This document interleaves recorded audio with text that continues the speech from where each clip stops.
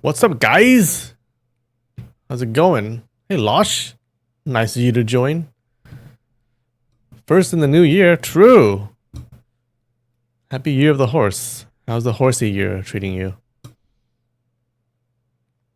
What's up, Benjamin? How's it going? Hey, Wing Chun. Glad you're here. What's up, Sal? How's it going? Hey, Rude Noise.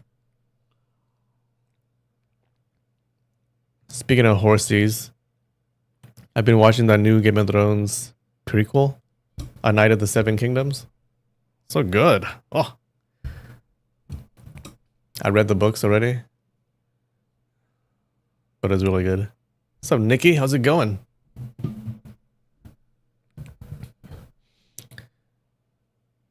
It's like a smaller story than the main Game of Thrones, so not as epic. I think it's a smaller story. I think it's really good.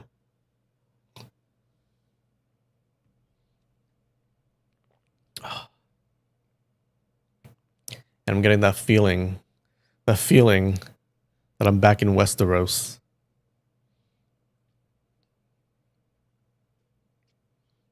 All right.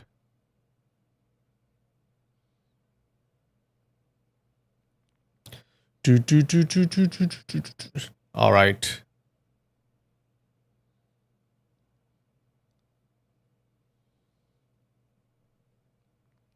They do Game of Thrones spin-offs better than the last 2 seasons of the show. True. Honestly, like the last half of the show, the last 4 seasons were kind of questionable.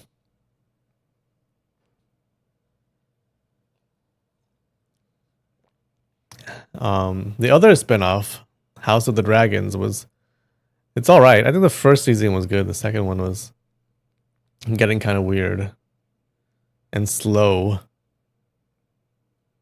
It was a slow slide down and a crash. Ugh. Like watching season 5 of Game of Thrones, I started seeing the cracks and I was like, okay, where are they going with this? I don't like where they're going. And then they just went on that same road off a cliff.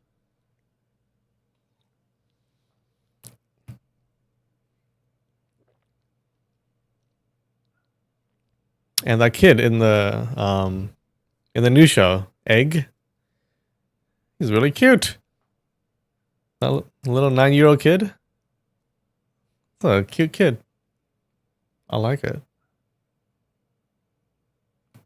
They cut down the number of episodes and stopped caring. Yeah, I think they wanted the showrunners. They wanted to move on to some other show that they wanted to do. They're getting tired of Game of Thrones, and we're making too many. We've been in this for too long. We gotta get out.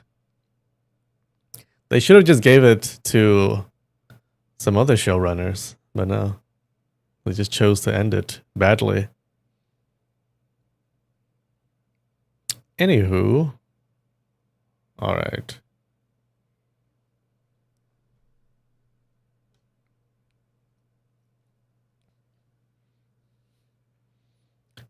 They did a bad job on purpose. Did they want to kill the show? John and Danny? Oh yeah, true.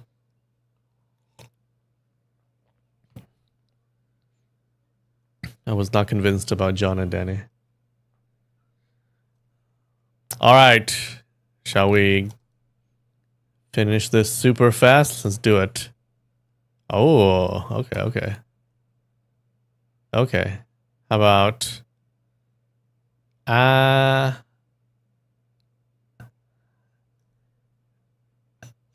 Atif. Attic. Oh my! Did you see that? That was like 30 seconds. 30 seconds. New Year starting off good.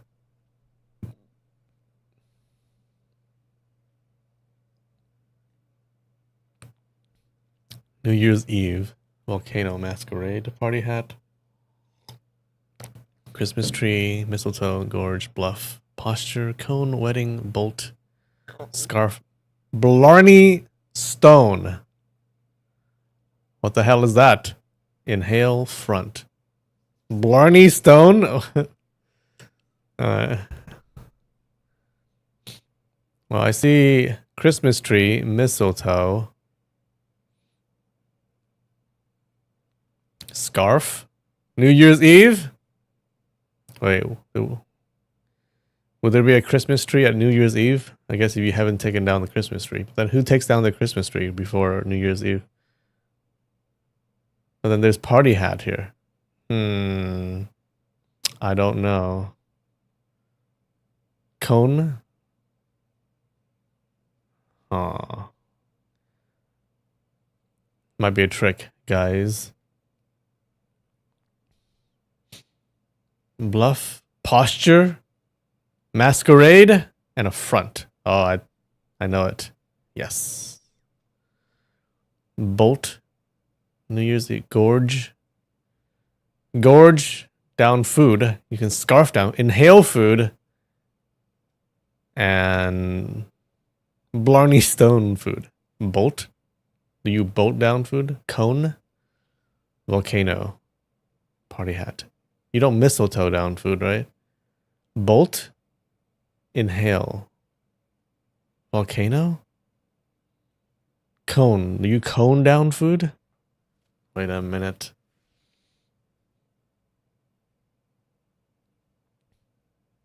It can't be any. It can't be mistletoe or okay. Do you volcano down food? It's either this or this, right? Cone? I don't think so, though. Is that also a trick?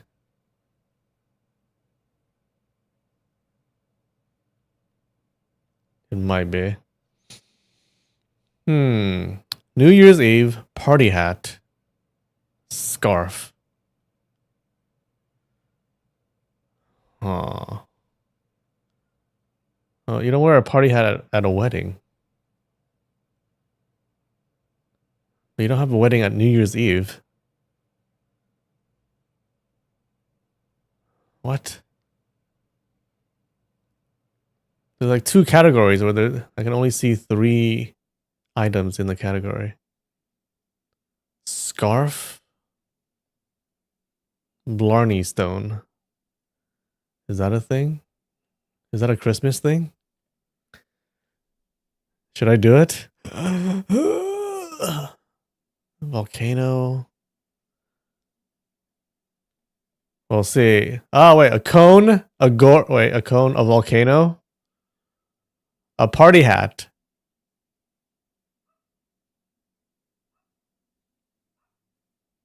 Is a Blarney Stone a cone shape thing? A scarf, inhale, wedding, bolt, a lightning bolt,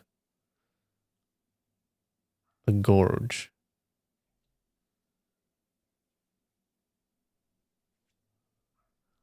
Oh my god! A bolt?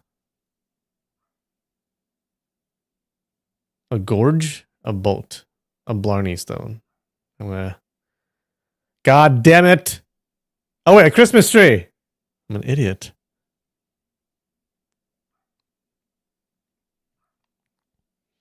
Okay.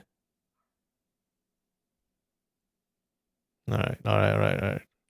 Alright. Bolt, gorge, mistletoe. New Year's Eve. Oh. New Year's Eve, like an event, wedding. But that's it. Scarf, gorge, inhale, and it's still here. It can only be this, right?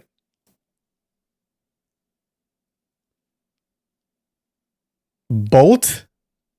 Who says bolt? I bolted the food down my throat.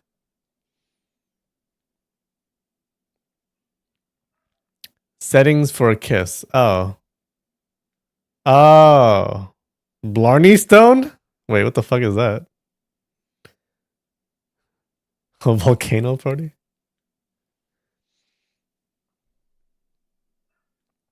Wait, what is a Blarney Stone? Need to carry one around.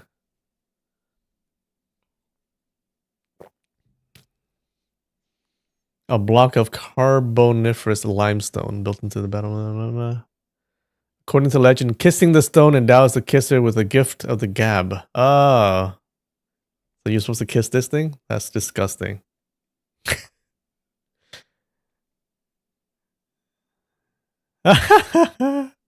Oh. Did not know.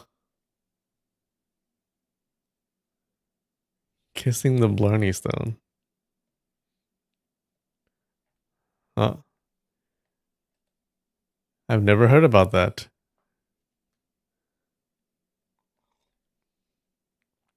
Okay. What about bolt? Bolt. Eat voraciously.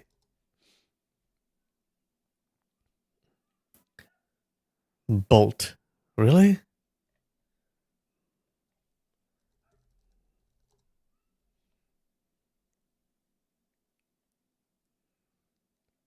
No. Wait, how do you use bolt for eating?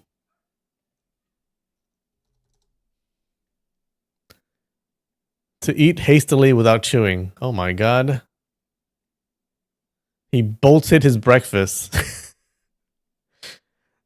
think that's a fake word. He bolted his breakfast. I bolted it. What's up, Psyduck? Is that even... Who says that? I've never heard about that. I totally bolted that steak. Alright, can we do a quick Semanto, guys? Gotta work with me here. Quick. Do. Let. Eat. Super. Speed. Fast. Quick. Ah, speed. Bolt. Win. Run. Jump. What about speeding? Quickly. How about compete? Lightning. Flash.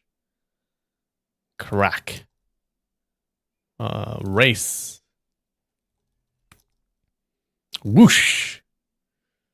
Oh, whoosh is pretty high. Speed. Time. Timing? Distance. Timing. Clock. Stop. Stop. Watch. Watch. Timer. Movement.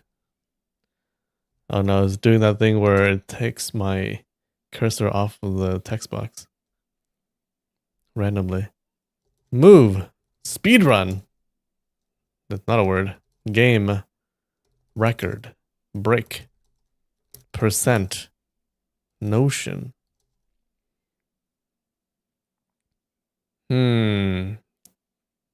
Pace. Timing. Dash. DoorDash. Haste. Food. Marathon. Marathon. Distance we tried. What about volume? Timing, time, clock, quantity, maybe? Timing, acceleration, second, relay, minutes.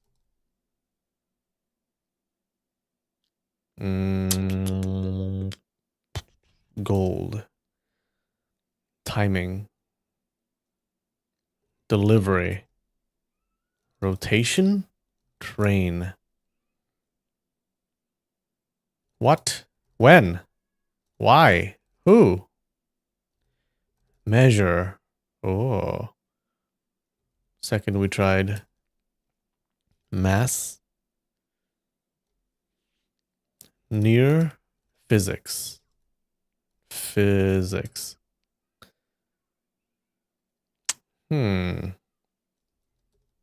chemistry, timing, near, far, wherever you are. All right, speed, clock, timing. What else? On time. How about meeting? How about engagement? How about a rendezvous? Rendezvous? Late. Finish. Start. End. Meetup. Date. Dinner. Lunch. Timing. Oven. Cook.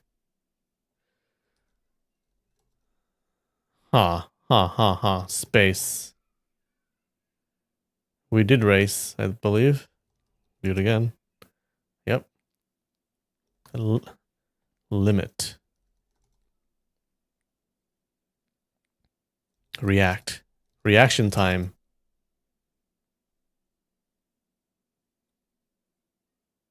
Tim. Speed, clock, fast, hurry. Late, early. Late we tried. Real. Moment. Oh. Immediate. Now. Then. Past. Future. Present. Okay. Maybe it doesn't have to do with timing. Speed, timing, race, car, drive. Estimate. Estimated. Estimated.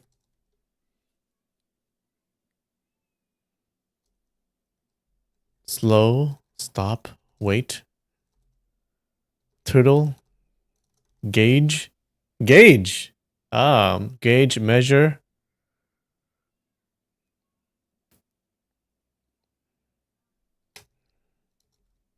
Measurement. Tire. Metric. Meters. Increment. Timing, gauge, speed, increment. Incremental. Incremental. Improvement. Progress, maybe. Over time. A time period? Like an era? Huh. Do we need to try just random words? Word. Oh, word. Book. Read. Listen. Song. Music. Belt. Inch. Walk. Travel. Distance. Tempo. What about a rhythm? A rhythm. Do, go, make. Those are your go-tos. Worry. Orchestra. Chicken. Force. Food. Sonic. Boom! Fly. Flight. Time zone, like a zone, time. Day. Week. Month. Year. Planet. Motion. The math. Geometry. Oh my god. Synchronize. I like the word synchronize. I don't know why. It's a nice word. Duel. Duel. Fight. Okay. We got stopwatch, clock, speed, gauge, timing. It seems to have to do with time. Timing, immediate, on, off, enable. Club, wheel. What's up, Casey? Passage of time? Oh. How about old? Like age? Young? Elderly? Light. Light! Wait a minute. Light speed. Photon. Aha, hold on. Some atom energy. The Big Bang. Wave. Particle. Duality. Electron. Proton. Neutron. Quark. Leptons. Light. A. Matter. Mass. Universe. Heat.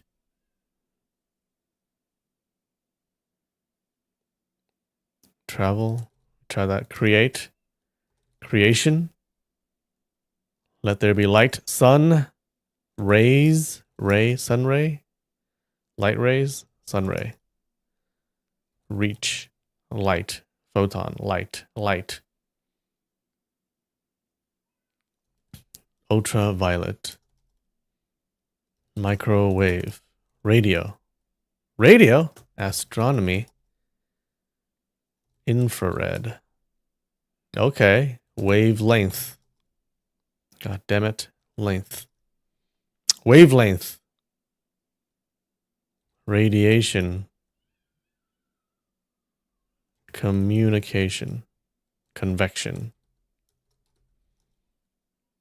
Wires. Magnetism. Electrical. Sound. Acoustic. Sound waves. Waves. Ozone layer. Ozone. Light. Wavelength. Light. Electricity.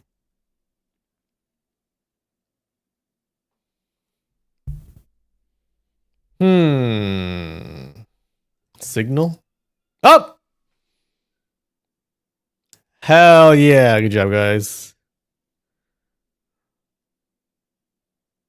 10 minutes. Baby. Signal, signaling, transmitter, signal, message, demodulate. Oh. Hell yeah. Good job. I timed it. I had the right timing for 10 minutes. Oh, you want to try this new game? I found this new game. I think it's called, what is it called? I think it's called Sea Mantle. Okay. No, wait, no, Pedantal. Okay.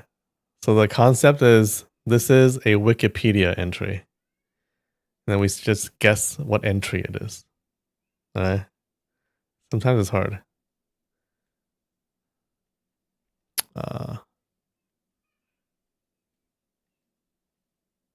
Pictures of fireplace. So you just guess words. Does it come in dark mode? It does not. This is the only mode, I think. 2.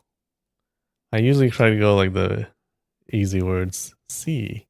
Of. The. Lots of the. A. N. They. Right. The. He. She. It.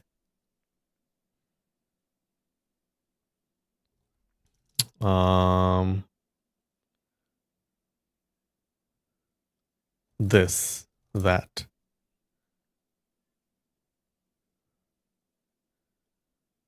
Maybe period.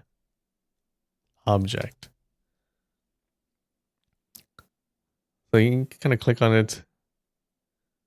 Yeah, so these words, if they're, the brighter they are, the closer the word is. So it's kind of like semantal. They, this, that. Object. Theory. How about history? Okay, history is kind of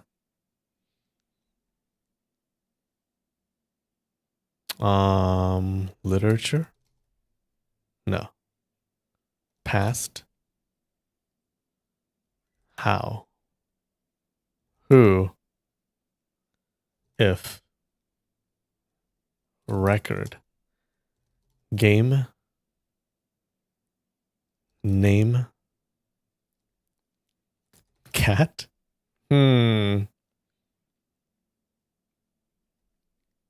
Math. People.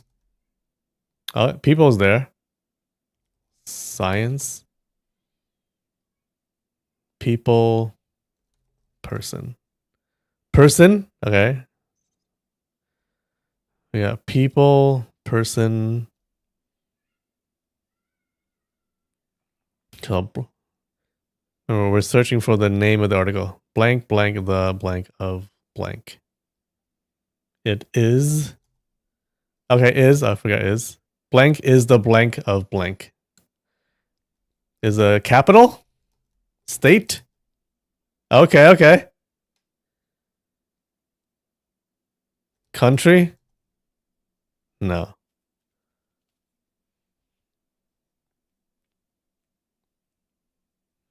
I need a cat. I do need a cat.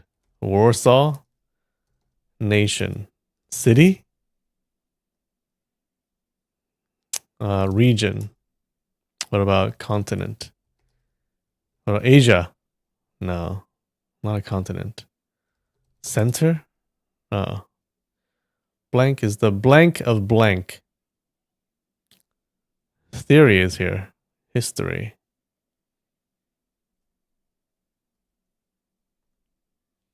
Principle. Plant. Principles there. No. Person. Group. Ethnic. Religion. Religion. Wait. They ethnic and religions. Method is the Christianity. Eugenics? Oh wait, it's a 5-letter word, okay? 5-letter word. Blank is the 3-letter word of 4-letter word. Blank is the blank of blank. 5, 3, 4. Blank is the top.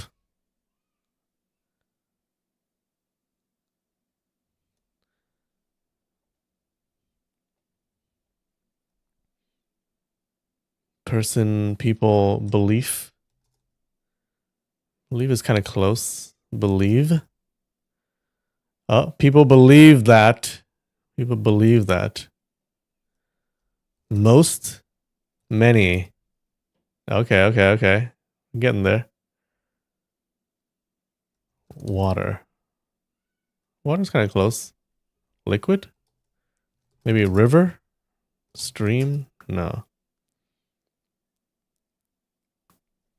Many ethnic and religions. Blank a theory of an. Have. Oh, have. Many blank and religions have a theory. Ocean? Culture. Many cultures and religions have sex. Sect. Water? Have an idea? Have a notion? Have a myth? Origin. Myth. Deity. Story? Ah. Close. Many cultures and religions have an blank. Have an idea. Another word for idea. Have a belief. Have a system. Image. Creation. Mythology.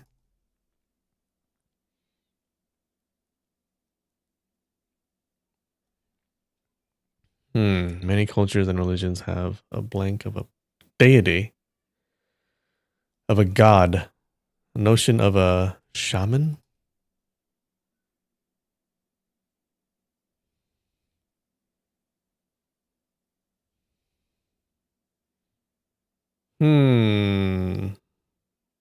Legend. Come on.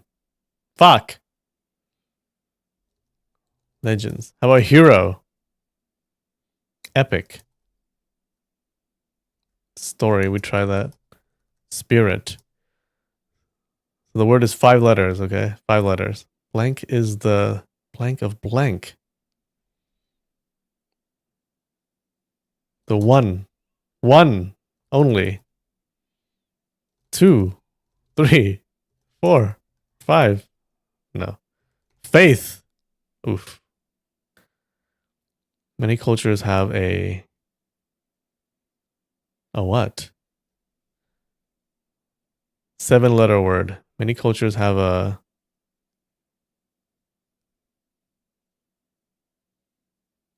we tried religion?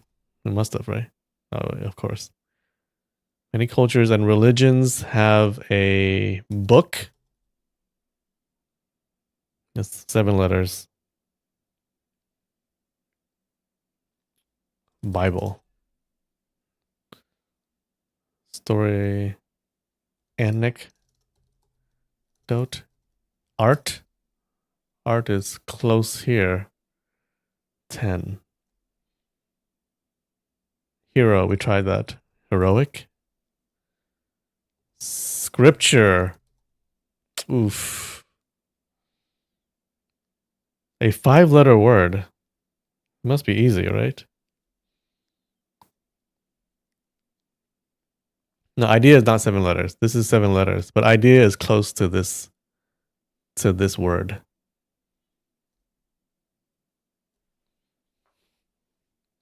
Cycle. Okay. That's what you mean? Yeah. Ideas. Number.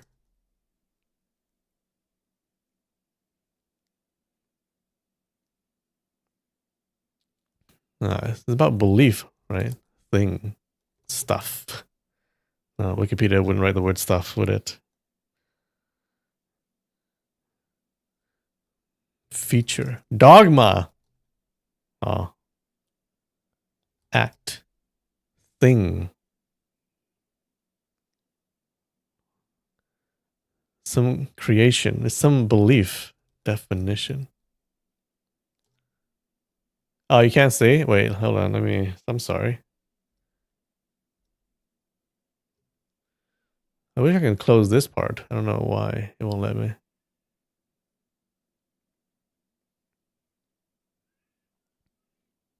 Oh. Concept. Hold on. It is concept. So good. Many cultures have religions, and religions have a concept of an afterlife. Aha. Okay. Wait, what is it?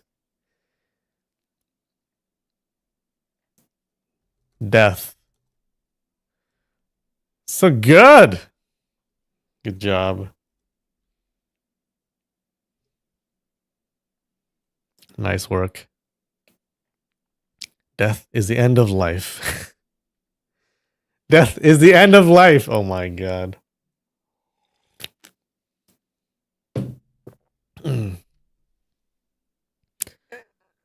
Thought it was a country. All right. Not bad. Good job. You know Death? He's a nice guy. Oh yeah? All right. Good job, guys, for winning the new game. Your reward is this. Look, it's like fries, but it's honey, I think.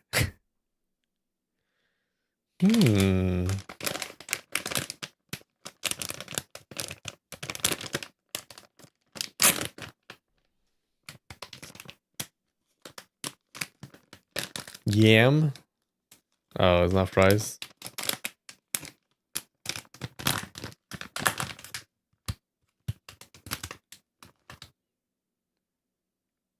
Oh, look at that.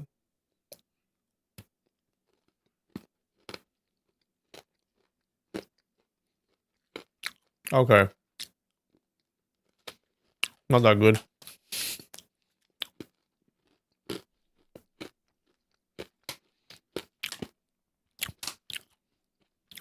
It is grapey and honey-y.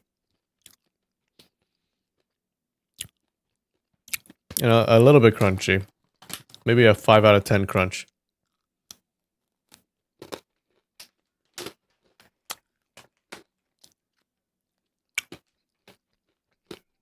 Not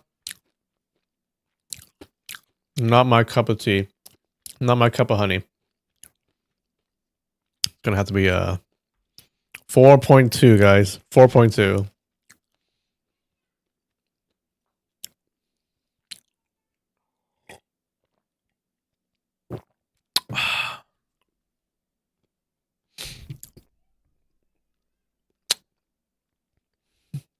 That's banana bad. Wait, what did I give banana?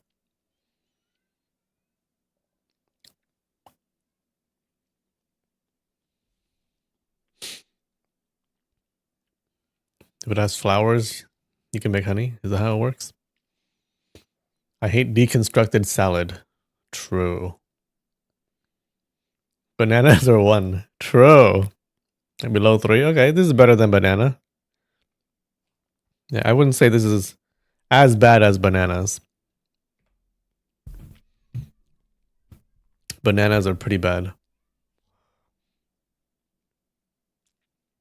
You don't think anything else has been below 5? I've given something below 5 before, I think. Some pretty bad ones.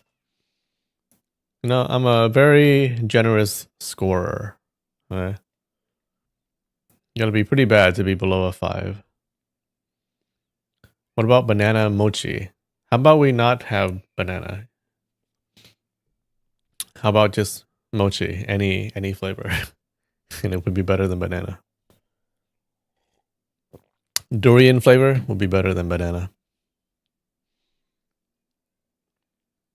Combine banana with one thing that I love. Banana ice cream. No. No. Banana Game of Thrones?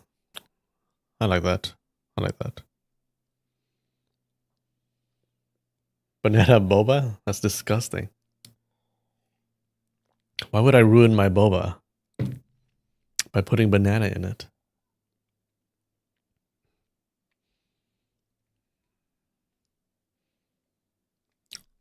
I like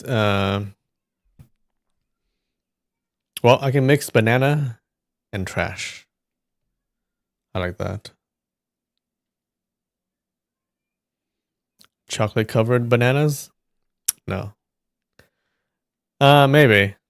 That's better than banana, but then I'll just be looking for the chocolate. I'll be just focusing my taste on the chocolate and trying to ignore the banana. Banana jerky? What the hell is that? Banana Twinkies? Bananas as a state of being. Oh, I love that kind of bananas. I like people going bananas. Because monkeys and bananas are a good combination. Pistachio banana ice cream? Maybe. Maybe.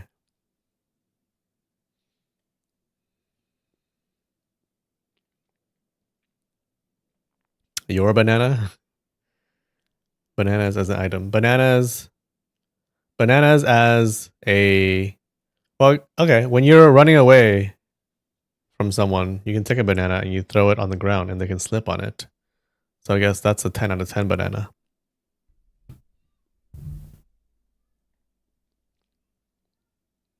Can also be a gun in an emergency.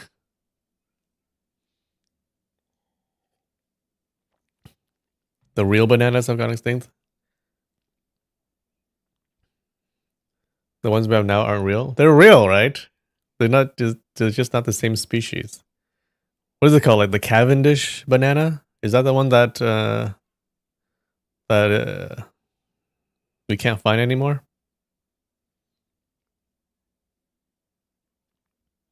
What is our current banana called?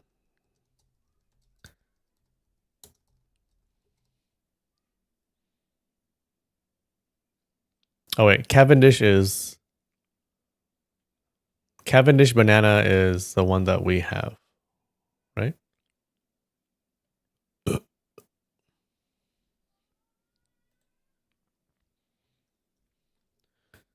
Chiquita banana.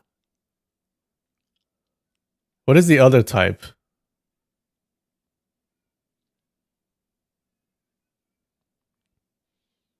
Or wait, is this the one?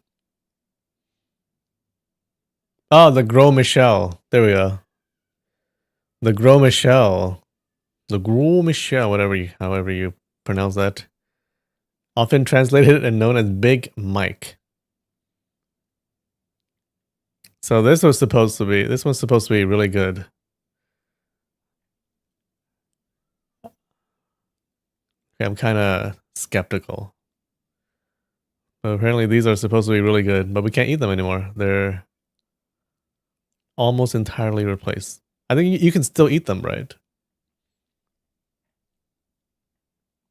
You can still find them, but they're very rare. But they're supposed to taste really good. Gross Mike. Gross Michelle. Yeah, I don't know why. Just by name alone, I'm not sure I want to eat that. So maybe that one would be good. Mike ate them all? Fucking Mike, man. But these Cavendish bananas, I don't know. What does anyone see in them?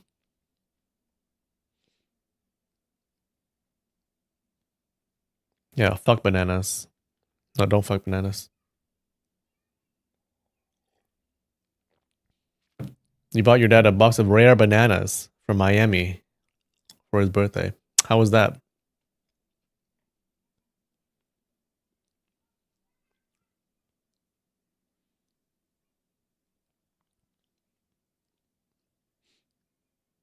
Some of them tasted like they were mixed with strawberries. I see. Mike has a weight problem.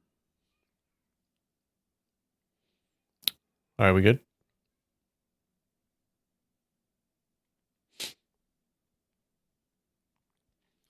All right. Strawberry bananas.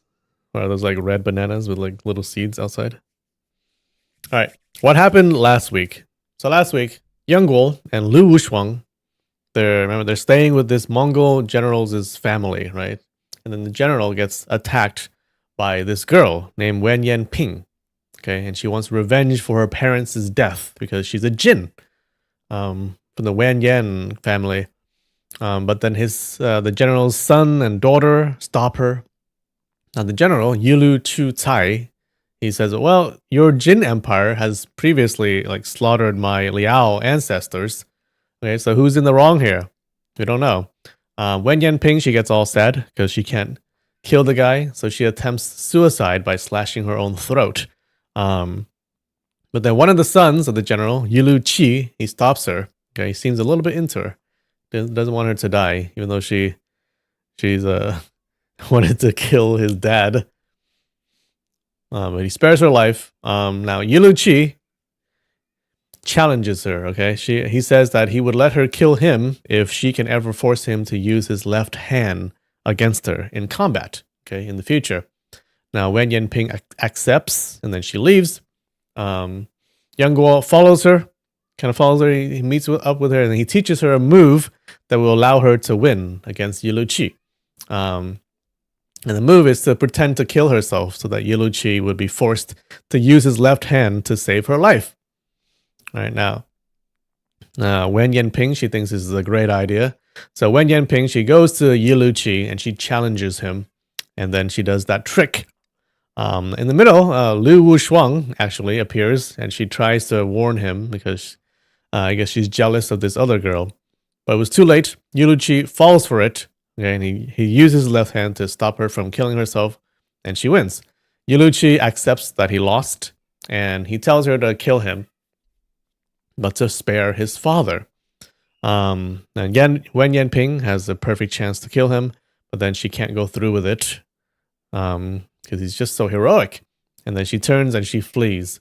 Yang Guo also follows her again, and he finds her crying by a stream And the two, they bond over their shared plight of being orphans and having parents that need avenging. Then we get this really weird scene where Yang Guo misses Xiaolong Nu and he kind of projects this feeling onto Wen Yanping, and he asks if he could kiss her eyes. She's kind of confused, but then he does it anyways. He kisses her eyes passionately, like he just freaking French kisses her eyes. But then in the middle of that romantic scene, we're interrupted. Thank God. A girl in blue appears. Now she's the one that saved them before by providing a distraction so that they could run away from Li Moqiu. She tells them that Lu Wushuang was captured by Li Moqiu. Yang Guo and Wen Yanping and the blue girl, they go to rescue Lu Wushuang. Now the girl is actually good at making realistic human skin masks for disguise, so she gives Yang Guo a mask to wear. They arrive at this inn where Li Moqiu and her disciple Hong Lingbo, they're holding Lu Wushuang captive. And coincidentally, Yu Luqi and his sister Yu Luyan, they're also at the inn. Because as you know, China is a very small place and everyone runs into everyone here. Li Moqiu calls over two beggar clan members that were standing outside, keeping their eyes on her. And she poisons them, and then she tells them that they have to tell their chief to return her stolen 5 poisons secret manual because she thinks that the beggar clan has her manual. Now the beggars don't know what she's talking about, and then Li Moqiu gets mad and she breaks their arms and she threatens to kill them. Now Yu Luqi sees this cruelty and he prepares to intervene, but then Yang Guo, he jumps in and steals the broken sword from Hong Lingbo that he broke before, steals her sword, and then he goes back, he proposes to Yu Luqi that they team up to fight these women. That's where we left off. How's that?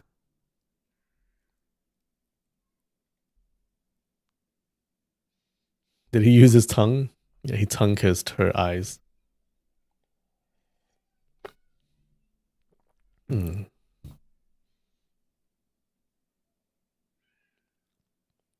She has eye herpes now. All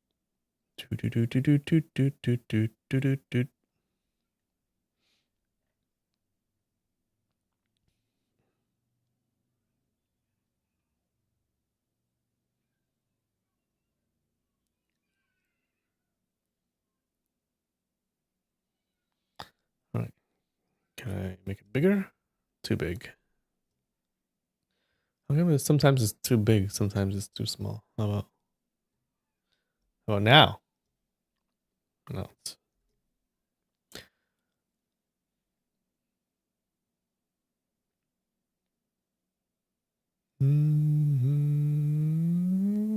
Okay. All right. Chapter 10, Part 2.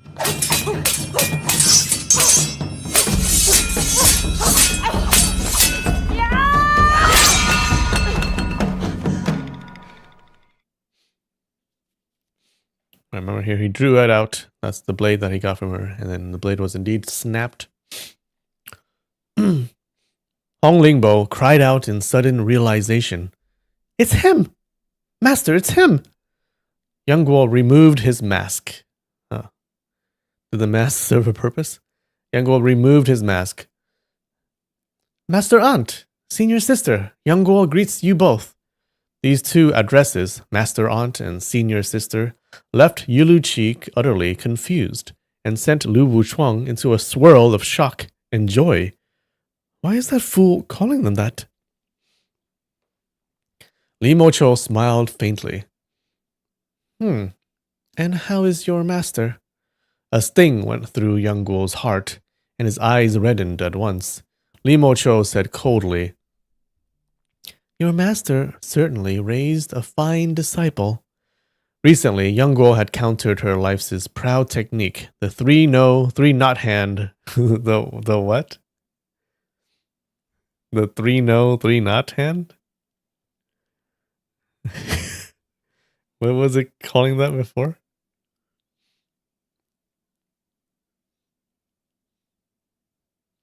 The three knot hand. Okay, whatever. With bizarre moves, and had even snatched her fly whisk with his teeth. His martial arts were strange beyond belief, although he had eventually retrieved her whisk.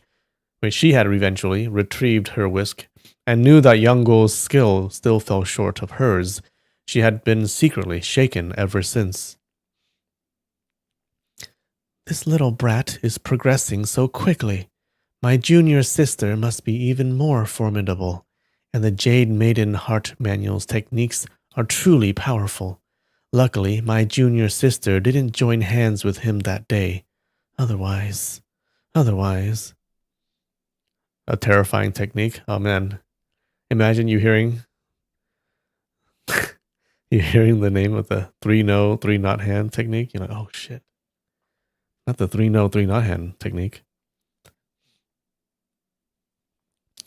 Seeing him appear again now, she became instantly wary, glancing about to see whether Xiaolong Nu had arrived as well. Yang Guo guessed her thoughts and said with a grin, My master sends greetings to Master Aunt. Li Mocho asked, And where is she?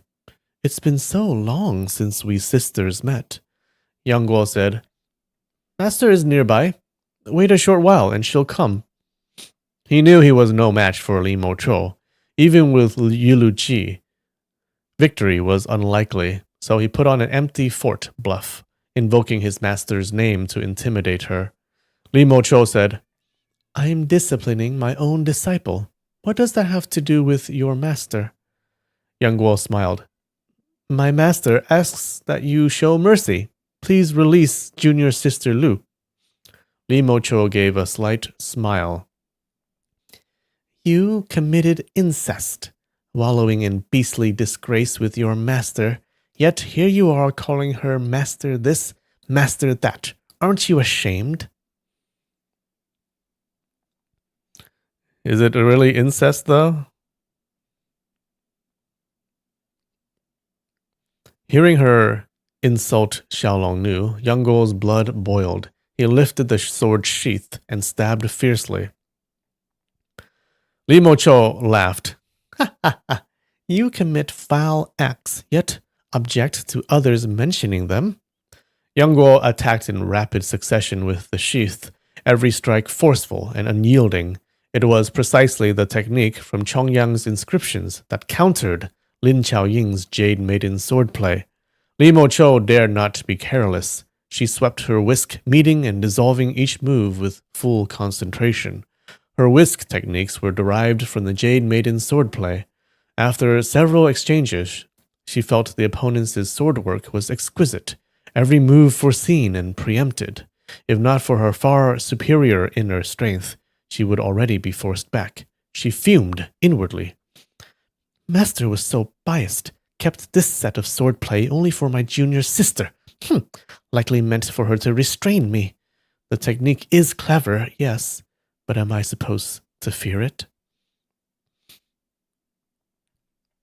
Her movements shifted. She suddenly leapt onto the table, her right foot kicking diagonally and her left foot stepping lightly on the table's edge. Her body swayed back and forth with graceful poise like lotus leaves stirred by the breeze. She smiled and said, Did your paramour teach you this? I wager she can't use it herself. Yang Guo froze for a moment, then roared. What paramour? Li Mocho laughed. My junior sister swore a deathly oath. If no man was willing to die for her, she would stay in the ancient tomb all her life.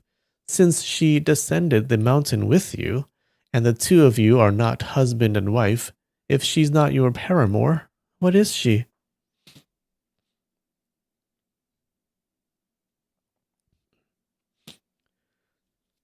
Back then your master is like your father? Yeah. He's like your father, but he's not really your father. Even if you sleep with your master, can't be incest, right? Maybe use another word for it. Hot. No. Young Guo was furious beyond words. He sprang onto the table, swinging the sheath. His lightness skill was inferior. He dared not step on the table's edge, and instead stomped through several bowls, yet managed to stand firmly and chop down with the sheath. Li Mocho parried with her whisk and laughed. Ha ha ha! Your lightness skill is not bad. Your paramour treats you well indeed, truly affectionate and loyal. Young Guo's fury surged beyond control.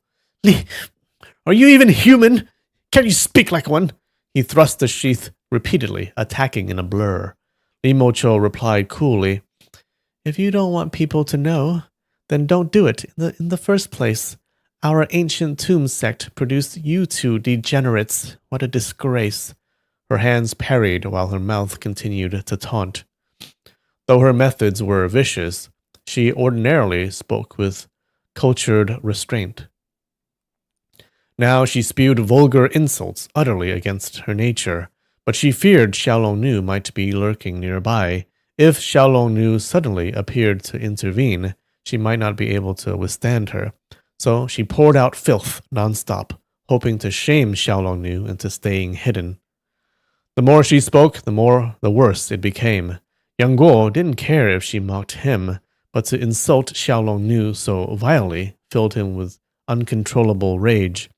His limbs shook, his mind spun, and suddenly his vision went black. He lost his balance and fell from the table with a shout. Li Mocho raised her whisk, aiming straight at the crown of his head. Seeing the danger, Yuluqi snatched 2 wine cups from the table and hurled them at her back. Hearing the wind of the incoming projectiles, Li Mocho glanced sideways and saw they were only wine cups. She inhaled sharply, sealing her back's vital points, determined to kill Yang Guo first.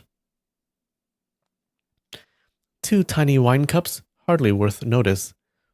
Famous last words. But before the cups arrived, the wine inside splashed out. Her Jiyang and Zhongshu points tingled faintly. She thought, No, Junior sister is here. If the wine is like this, how can the cups be endured? Okay. How does that happen? You throw the cup, the wine would not arrive before the cup, right? How does that make sense? Help me make sense of that.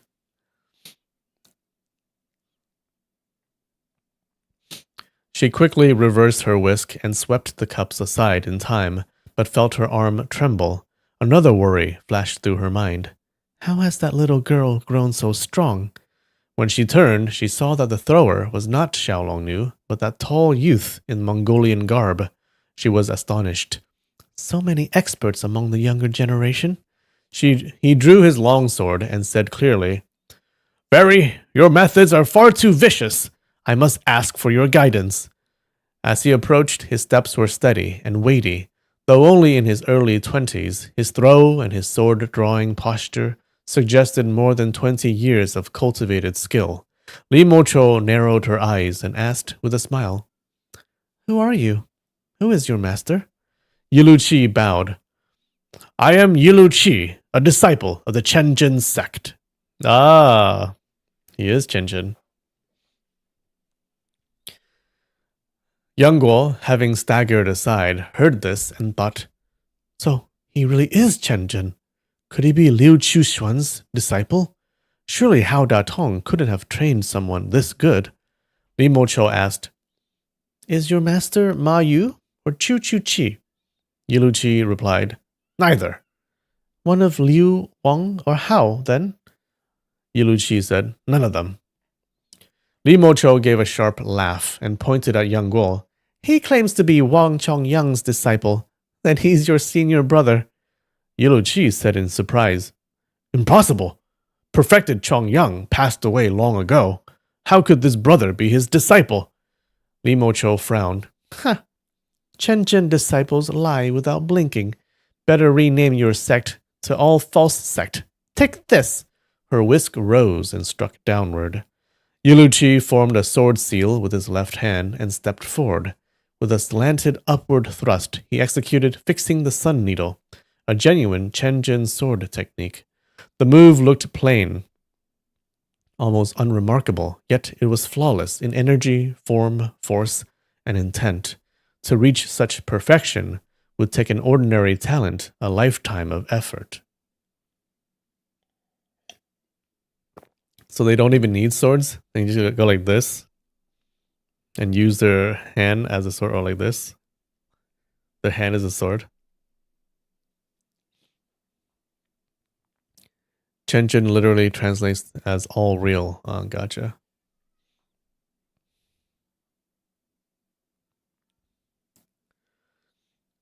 Yang Guo, having learned Chenjin's swordplay in the ancient tomb, recognized the excellence of the move immediately. His own training was too eclectic. He could never make this technique so steady and complete. Li Mocho saw the move and knew she faced a formidable opponent. She stepped diagonally aside, her whisk sweeping backward. Yuluchi saw only gray shadows as the whisk fibers swept from every direction. His battle experience was meager, and this was his first clash with a true master. He focused all his strength and spirit. Within moments, they exchanged more than 40 moves. Li Mocho pressed in closer and closer. Yulu Chi's sword circle shrank as he defended with full concentration.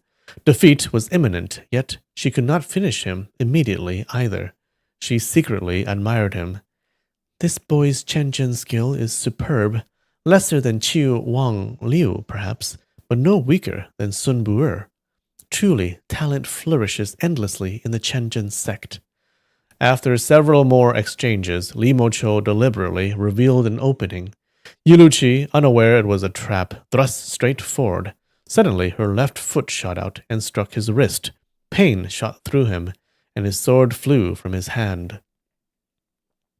But though defeated in that move, he did not lose his composure. His left hand slashed across, and with his right, he attempted a grappling technique to seize her whisk. Li Mocho smiled and said, "Fine skill." In just a few moves, she sensed his grappling a lingering softness, an inner intent neither Liu Chuxuan nor Sun Bu'er possessed. She grew even more secretly astonished. Yang Guo shouted, "You foul, poisonous hag! In this life or the next, I'll never call you my master aunt again!" He charged in with the sword sheath to join the attack. Li Mocho saw Yulu Chi's fallen sword, flicked her whisk, wrapped the sword, and flung it toward Yang Guo's face. Oh wait, he is using a sword. She laughed. "Since you're your master's man, calling me sister will do well." Yang Guo gauged the flying sword's trajectory, raised the sheath, and met it. Lu Wushuang, Wen Yanping, and the others cried out in alarm, only to hear a sharp swish as the sword slid neatly into the sheath. Nice. This sheath-to-blade catch happened in the blink of an eye. Had the sheath been off by even a hair, with the force of Li Mocho's throw, the sword would have passed right through Yang Guo's chest. But his countless hours training hidden weapons in the ancient tomb had brought his timing, strength, control, accuracy, and angle to a degree of flawless precision. If he could strike a hair-thin jade bee needle at will, catching a flying sword was hardly anything. Why aren't the others also fighting? What's Wen Yanping doing? What's Yilu Yan doing? He drew the sword and joined Yuluchi in attacking together. By now the inn was a wreck. Overturned stools, shattered bowls. The patrons had long since fled. Hongling Bo, since traveling with her master, had never seen her lose ground in a fight. Her defeat by Xiaolong Nu had been due to only water skills, and though Yang Guo had once snatched her whisk, her master reclaimed it instantly and had chased him fleeing in disgrace. Thus, even seeing two men attack her master at once, she felt no worry and simply watched from the side. As the three fought fiercely, Li Mocho shifted her techniques again. The whisk released a gust of force, pushing both young men off balance. In an instant, Yiluchi and Yang Guo were each facing deadly moves. Yilu Yan and Wen Yanping cried, "No!" and rushed to help. Within 3 moves, Yilu Yen's left leg was brushed by the whisk. She stumbled, crashing against a table edge to keep from falling. Seeing his sister hurt, Yilu Qi's mind wavered. Under Li Mocho's fierce assault, he was forced back, repeatedly. The green-clad girl saw the danger and leapt in to support Yilu Yen. Wait, was she green or blue? Was she green the whole time? Maybe it was a blue-green? Through the chaos, Li Mocho's senses stayed sharp. She noticed the girl's graceful lightness and recognized the bearing of a well-trained disciple.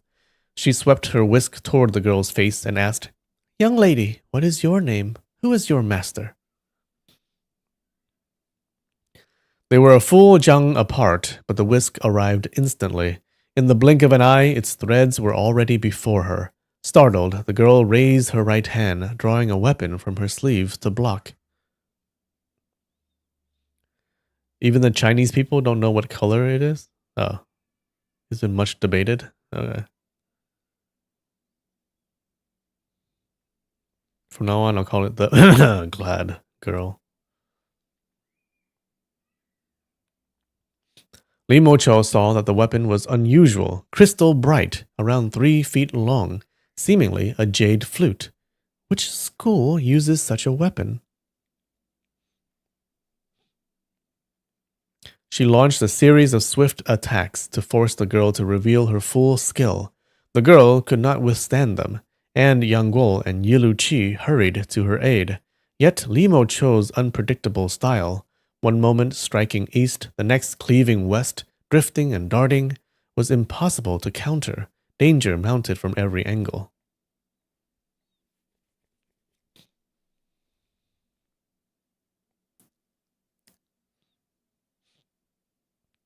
Could also be indigo or turquoise. Oh. Wait, a jade flute? Is this Huang Yaoxi? Or someone related? Huang Yaoxi does have a mask. He uses masks, right? Is this him? In disguise?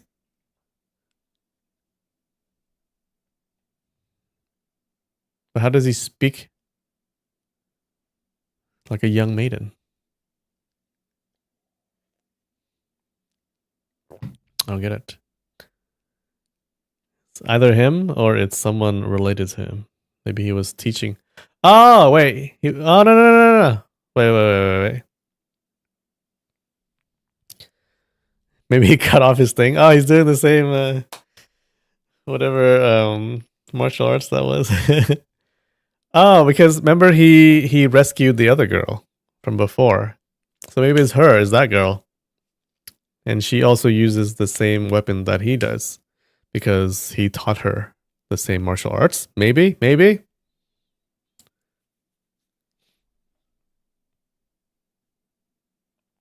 All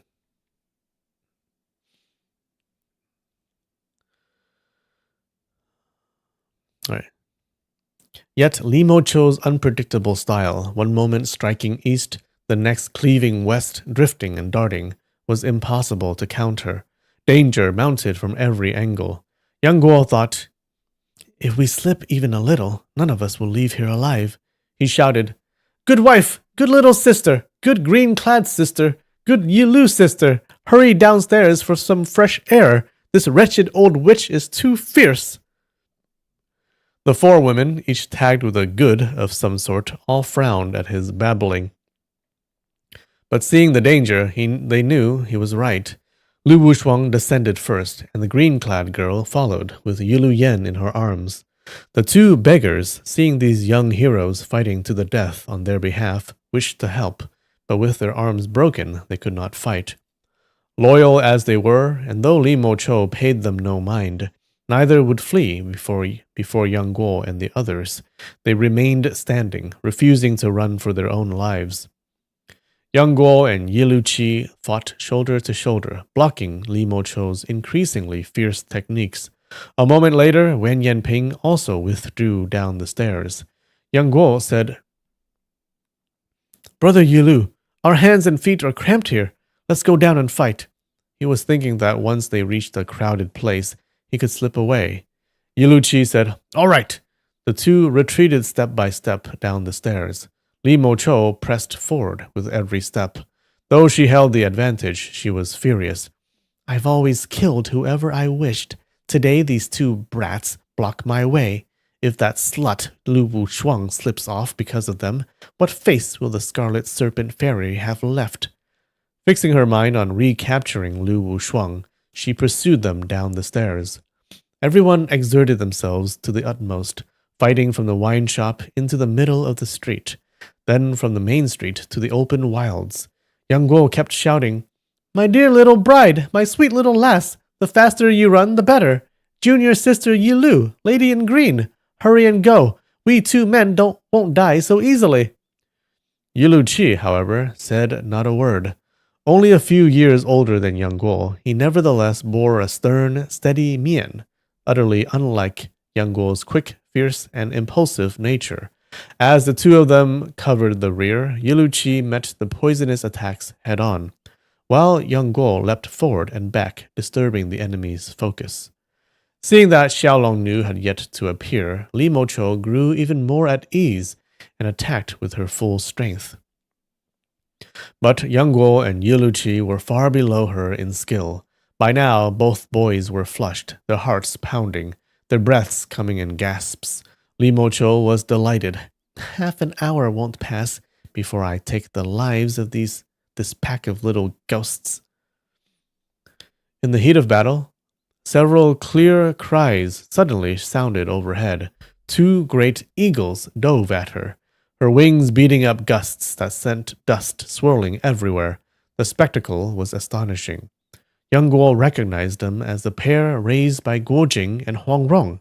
In his childhood on Peach Blossom Island, he had often played with them. If the eagles were here, the couple must be nearby. Having fled from Chongyang Palace, he had no desire to meet them again. He quickly leapt back several steps and put on his human skin mask. The twin eagles swooped left and right, darting up and down, battering Li Mocho with wings and pecking beaks. Their memories were keen. They still hated her for the suffering they once endured under her ice soul silver needles. Spotting her from afar, they had rushed to attack. Yet they still feared her needles. Each time she raised her hand, they instantly soared upward out of reach. Yilu Qi found the scene uncanny. When he saw the eagles failing to prevail, he shouted, Brother Yang, let's go back in. Attack her from all sides and see how she fares. He was about to spring forward when hoofbeats sounded from the southeast. A horse galloping rapidly toward them. The horse was unimaginably swift. From the first beat of hooves, it was already upon them.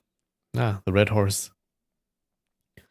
Tall of body, long of leg, covered in crimson hair, it was magnificent beyond compare. Oh, it rhymes. Li Mocho and Yilu Qi were both startled. How can a horse be so fast? A young girl in red rode upon it, a horse and rider charging forward like a blazing firebrand. Only her snow-white face was not red. At the sight of the eagles and the red horse, Yang Guo already guessed that the rider was Guo Jing and Huang Rong's daughter, Guo Fu. She tugged the reins, and the red horse halted at once. Even after such a furious run, it stopped exactly where she willed, neither rearing nor neighing, poised and calm. What's the lifespan of a horse? Let's see.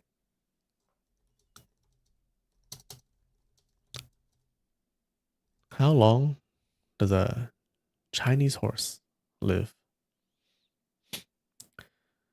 Between 25 and 30 years, with some living into their 40s or beyond with proper care, nutrition, and veterinary attention.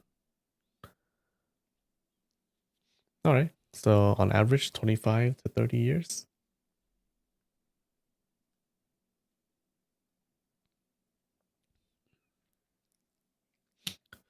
Yuluchi had grown up in Mongolia and had seen more fine horses than he could count, yet never anything like this, and he was astonished. He did not know that this was the sweat-blood stallion Guo Jing had obtained in the Mongolian desert.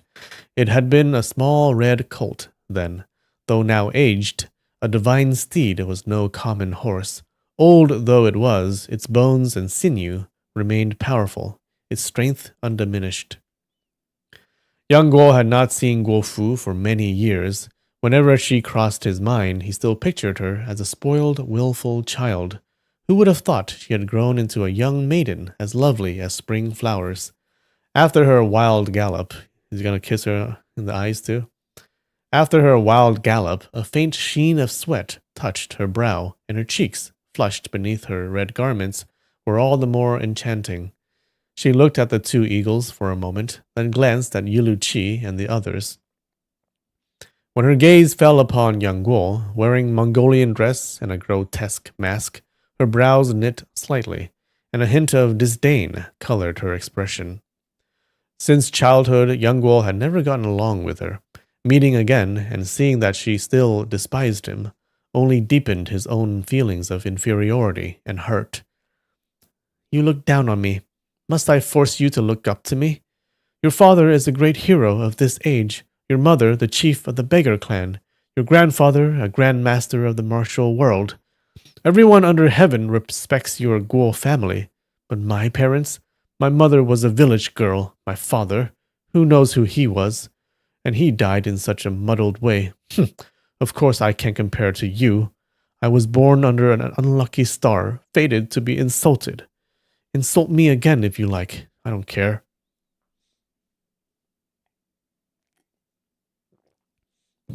Standing aside in secret grief, he felt that no one in this world valued him, that living on held no meaning. Only his master, Xiaolong Nu, had ever treated him with true affection. But where had she gone? Would he ever see her again in this life? Just as he sank in sorrow, hoofbeats sounded again. Two more horses approached, one green, one yellow, both fine breeds, though far inferior to Guo Fu's red stallion.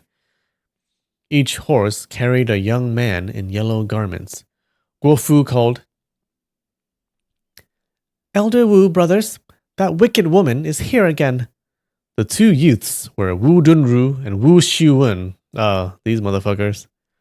At the mere sight of Li Mocho, the murderer of their mother, the enemy they had sworn revenge upon for years, they leapt from their saddles at once, drew their swords, and attacked from left and right. A green horse? A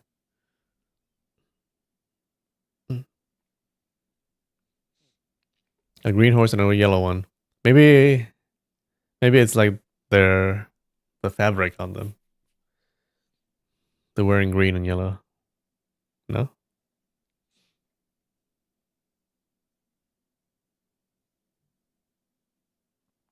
Mm.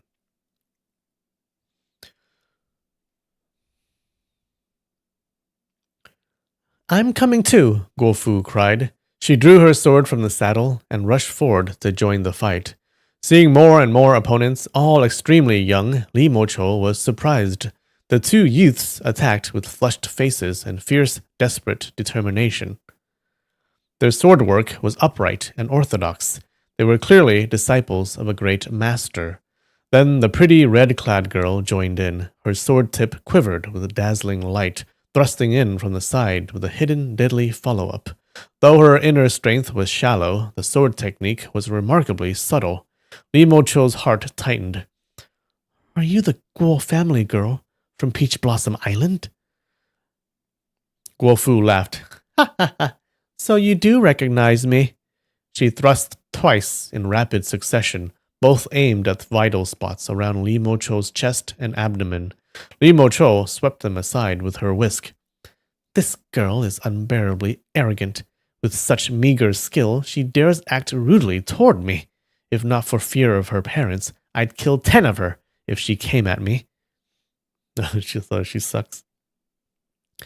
She flicked her whisk back, about to seize the girl's sword, when the wind suddenly hissed at her flanks. The Wu brothers had thrust their blades simultaneously. The three of them had trained personally under Guo Jing and had grown up together on Peach Blossom Island, learning the same sword art.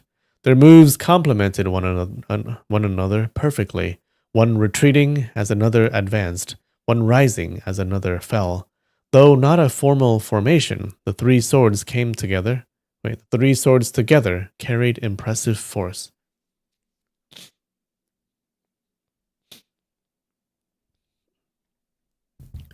The three youths and the two eagles attacked in a relentless flurry, hemming in Li Mocho. By their true skill alone, if the fight dragged on, she would surely seize an opening to wound one of them, and the other two would stand no chance. But seeing how many foes she faced, she knew that if they all attacked at once, things could become troublesome. Worse, if Guo Jing and Huang Rong intervened, she would gain no advantage. She drew back her whisk and laughed. Ha ha ha ha ha! Little brats! Watch the tricks of the Scarlet Serpent Fairy and her monkey! What? Who's she calling a monkey? With a sweep of 6 rapid moves, each aimed at a vital point, she forced Guofu and the Wu brothers into a frantic scramble, hopping about like startled monkeys. Ah, her monkeys. Balancing on one foot, she spun lightly and laughed. Ha ha ha ha! Lingbo, let's go! Master and disciple fled toward the northwest. She's scared of us! After her! Guofu shouted, charging forward with her sword. The Wu brothers used their lightness skill to follow. Li Mocho flicked her whisk behind her with graceful ease, her steps drifting forward without stirring a speck of dust. Hong Lingbo, however, ran at full speed. Though Guofu and the Wu brothers exerted themselves to the utmost, they only fell farther and farther behind. Only the two great eagles were faster than Li Mocho, swooping down repeatedly to attack. Seeing that revenge was hopeless today, Wu Dunru whistled, calling the eagles back. Yiluqi and the others, afraid that the three might meet misfortune, hurried after them. When they saw Guofu and the brothers returning, they went forward to greet them. They were all adolescents, and within a few exchanges they were chatting happily. Suddenly, Yiluqi remembered, "Where's Brother Yang?" Wen Yanping said, "He walked off by himself. I asked where he was going, but he ignored me." Her head drooped as she spoke. Yiluqi ran up a small knoll and looked around. He saw the girl in green walking side by side with Lu Wushuang, already far away, but young Guo was nowhere in sight. Yiluqi felt lost and bewildered. Though he had only just met young Guo, they had fought side by side, their lives hanging by breaths, and a deep sense of shared danger had already formed between them. To see him leave without a word felt as if he had suddenly lost a longtime friend. Yeah, not cool. All right. I think it's a good time for a break. 5 minutes. I'll be right back.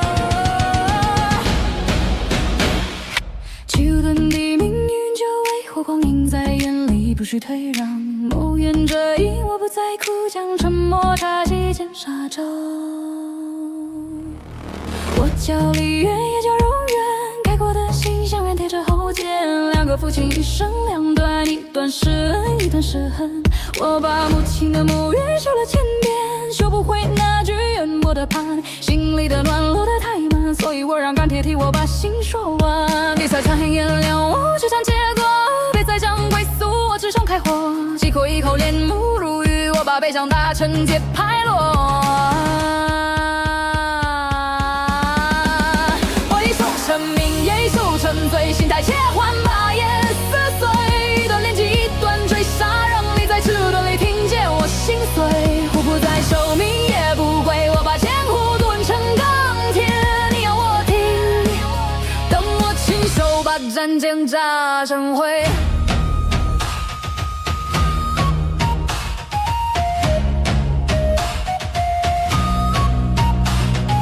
地心太冷的像铁，它不会升几楼3叠。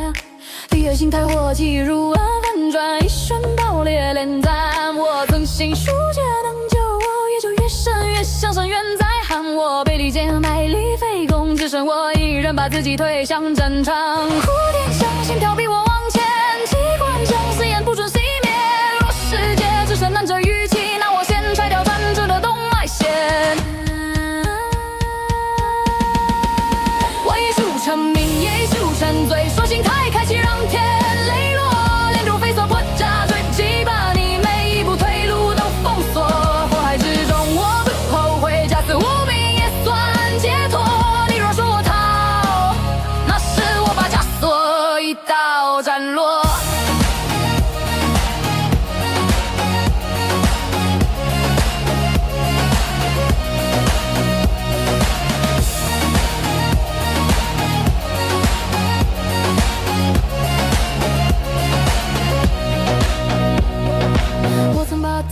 写成命令，写成规矩，写成输赢，直到你问我一眼母亲救你是为了什么，我才懂，道不在门内，也不靠谁的允许，道在天地之间，在我终于肯听手的那一步。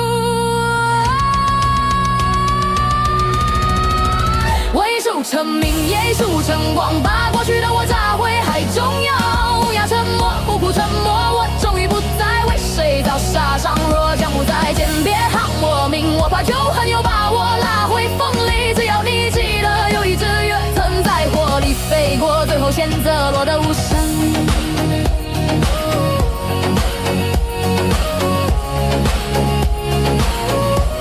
最后选择落得无声。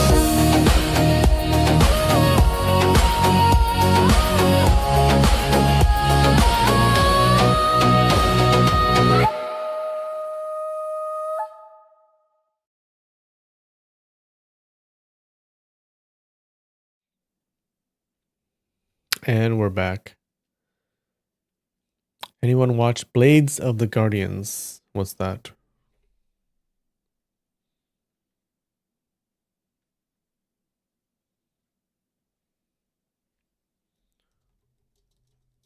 Blades of the Guardians.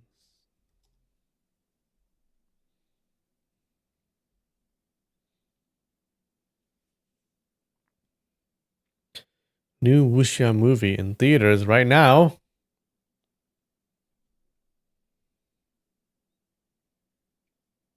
Starring Jet Li. Wait. Wanna watch the trailer?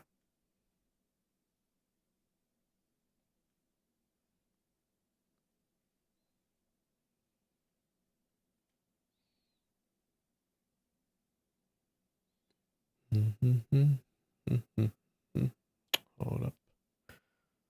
Hold up. Hold up. Wait.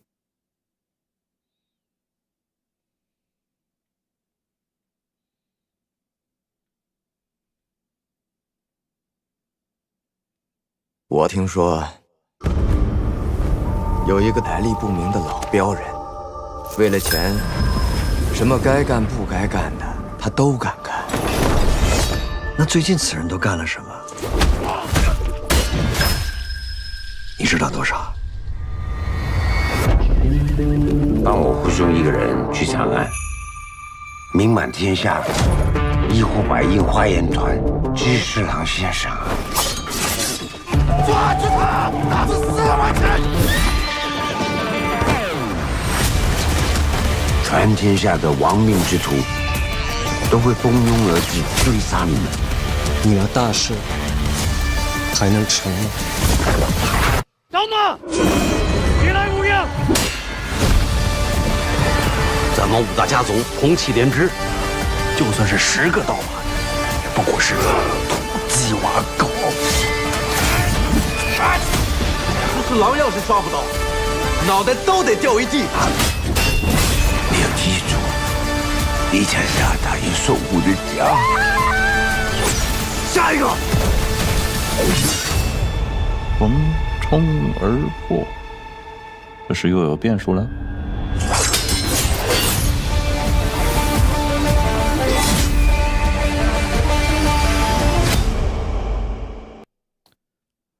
Cool.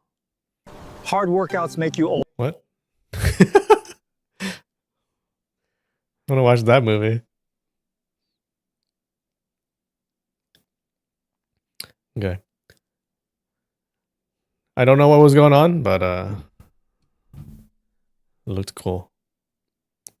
Where was Jet Li? See the old dude?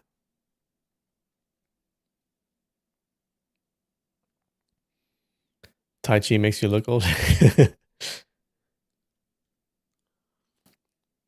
Oh, you don't think it's because old people do Tai Chi? You think when people do Tai Chi, they just look old? You just turn into an old Chinese person in the park doing Tai Chi.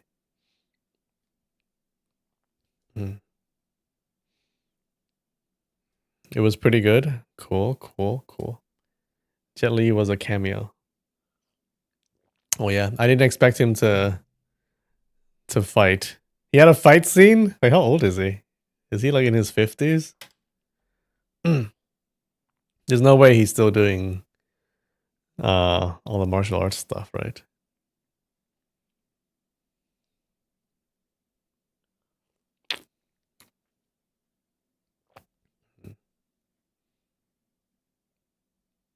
All right.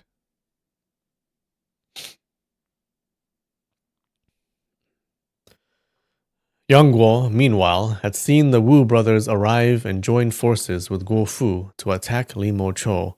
Their expressions were close and familiar, and their sword work skillful. Within a few moves, they had driven Li Mo Chou off. He did not realize she had fled only because she feared Guo Jing and Huang Rong. He simply assumed the three hid powerful inner strength within their sword moves, forcing her to escape. Little did he know, they just sucked. He remembered how, on the day Guo Jing sent him to Zhongnan Mountain, Guo Jing had displayed overwhelming power, defeating countless Chenjin Taoists. In young Guo's young heart, that memory had carved itself deeply. If Guo Jing taught them, their skills must surpass mine tenfold. With this fixed idea, he believed even their simplest moves must conceal profound follow-ups. The more he watched, the more resentful he became. He recalled how, on Peach Blossom Island, the Wu brothers had twice beaten him while Guo Fu cheered, "Good, hit him harder." He remembered how Huang Rong had deliberately refused to teach him martial arts, how Guo Jing, so powerful, would not pass on his skills, but had instead sent him to Chongyang Palace to suffer at the hands of cruel Taoists. His heart swelled with bitterness. Seeing Wen Yanping, Lu Wushuang, the girl in green, and Yilu Yan all looking at him in surprise, he thought, Li Mo Chou slandered Auntie, and you all believed her. You looked down on me, fine, but how dare you despise my auntie? My face looks ugly now because I'm angry at the Wu brothers and Guo Fu, angry at Guo, Uncle Guo, and Auntie Guo. Yet you think I'm ashamed because I've wronged Auntie? Suddenly, he broke into a wild run, leaving the road entirely and plunging into the wilderness. His mind was in chaos. He believed everyone in the world wished him ill, and forgot entirely that he wore a human skin mask. He just forgot. I see. Whoops. Though his face twisted with jealousy and indignation, how could Wen Yanping and the others see it? Why would they laugh at him for no reason? And who would believe the words of Li Mo Chou, a villain hated by all? He had originally been traveling southeast, but now he wanted only to get as far away from the others as possible. So he turned back northwest. Filled with confusion and disgust for the world, he tore off his mask and wandered through the wild mountains, eating fruits and wild greens whenever hunger struck. He walked farther and farther. Within a month, he was gaunt and ragged, his clothes in tatters. Oh no.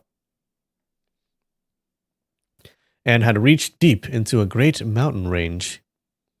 He did not know this was Huashan, one of the 5 great peaks. Seeing the cliffs rise sharply, he stubbornly climbed toward the summit. He's gonna join the Huashan sword sect. Though his lightness skill was high, Huashan was famed for its peril. It could not be scaled by will alone. As he reached mid-mountain, the weather suddenly turned cold. Heavy clouds pressed low, the north wind sharpened, and snowflakes began to fall. His heart was troubled. As if punishing himself, he never sought shelter. The fiercer the wind and snow, the more he insisted on treading along the dangerous cliffs. As dusk approached, the snow thickened, the ground grew slippery, and the paths became impossible to see. A single misstep would send him plunging into the abyss below. He did not care. His life meant nothing to him, and he pressed upward with head held high. After a while, he suddenly heard faint rustling behind him, as of some beast moving through the snow. Yang Guo spun around. A shadow flickered and leapt into a ravine. Startled, he ran over and peered down. A man was dangling mid-air, hooked to a rock by only 3 fingers. The feat was unbelievable. 3 fingers supporting a full body over a bottomless gorge. Yang Guo bowed respectfully. "Senior, please come up." The man gave a booming laugh that echoed across the valley. Pressing lightly with his fingers, he vaulted up beside Yang Guo. Then he suddenly barked. "You're one of those 5 freaks of Tibet, aren't you? In this wind and snow, in the dead of night, what sneaky business are you up to?" Who is this? Do we know him? To be scolded so suddenly and without reason, Yang Guo thought, "In this wind and snow, in the dead of night, what sneaky thing am I even doing?" The words pierced his heart. All at once, he burst into tears, thinking of his lifelong misfortune, the scorn of others, and how the one person he loved dearly, Xiaolong knew, had misunderstood him and left. It was likely they would never meet again in this life. As he cried to the depth of his sorrow, all the grief and humiliation of his life surged up within him. At first, the man was startled to see him weeping, and as Yang Guo cried harder and harder, he grew even more perplexed. When he saw that the boy would not stop, he suddenly let out a long, roaring laugh. One crying, one laughing, their voices clashed in the valley, shaking loose gray slabs of snow from the mountainside. I think I know who this is. Hearing the laughter, Yang Guo abruptly stopped crying and shouted angrily, "What are you laughing at?" The man replied, "What are you crying for?" Yang Guo was about to snap back, but remembering the man's unfathomable martial arts, he forced down his rage. He bowed respectfully. "Junior Yang Guo greets Senior." The man held a bamboo staff. With a light flick against Yang Guo's arm, Yang Guo felt no great force, yet his body flew backward uncontrollably. By the momentum of the fall, he should have been unable to rise again, but having practiced the toad skill, he twisted in midair and flipped, landing firmly on his feet. Both were taken aback. With Yang Guo's current skill, no one, not even Li Mo Chou or Qiu Chu Qi, could have forced him into such a flip with a single touch. And for the old man, to see the youth land steady after such a tumble was equally surprising. He asked again, "What are you crying for?"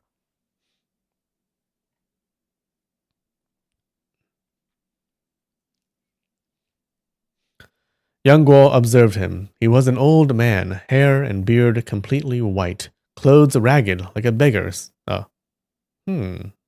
Yet, under the moonless sky, the snow reflected enough light for young Guo to see a rosy glow on his wrinkled face, his spirit vigorous.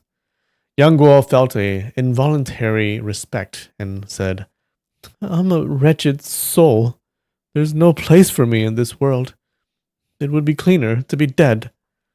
Hearing the bitterness in his words, true sorrow, heavy with grievance, the old beggar nodded. Who bullied you? Tell Grandpa. My father was killed, but I don't know by whom. My mother died sick. There's no one in this world who loves me or cares for me. The old beggar grunted softly. Pitiful indeed. Who is your master who taught you martial arts? Young Guo's heart twisted. Auntie Guo is my master in name, yet she taught me nothing. The Chenjin Taoist, just thinking of them fills me with hatred. Ouyang Feng is my foster father, not my teacher. My martial arts came from Auntie, but she said she would be my wife. How can I call her my master? As for ancestor Wang Chongyang and Granny Lin in the stone chamber, how could they be considered my teachers? I have many who could be called master, but none I can name. The question struck deep, and he burst into tears again. I have no master! I have no master! All right, the old beggar said. If you don't want to say this, then let it be. I'm not refusing to say. I truly have none, Young Guo sobbed. None is none. Why cry about it? Do you know the 5 freaks of Tibet? No. I saw you alone in the night and thought you were one of their gang. Since you're not, that's good.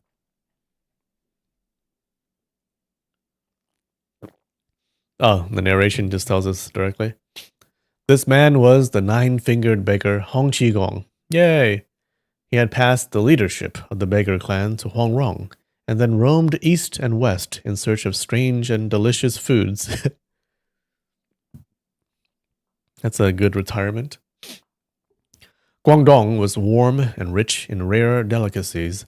After reaching Lingnan, he had been completely at ease, staying more than 10 years without returning north. In that land, poisonous snakes made soup, old cats were stewed in clay pots. Oh no.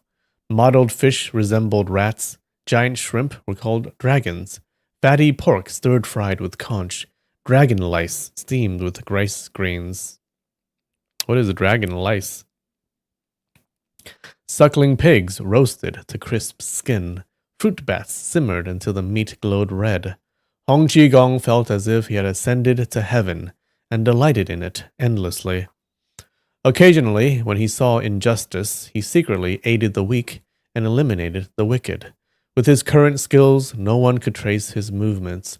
From time to time, he overheard beggar clan disciples chatting and learned that under Huang Rong and Lu Youjiao, the clan was at peace.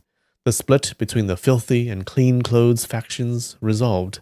External threats like the Jin people and Iron Palm sect subdued.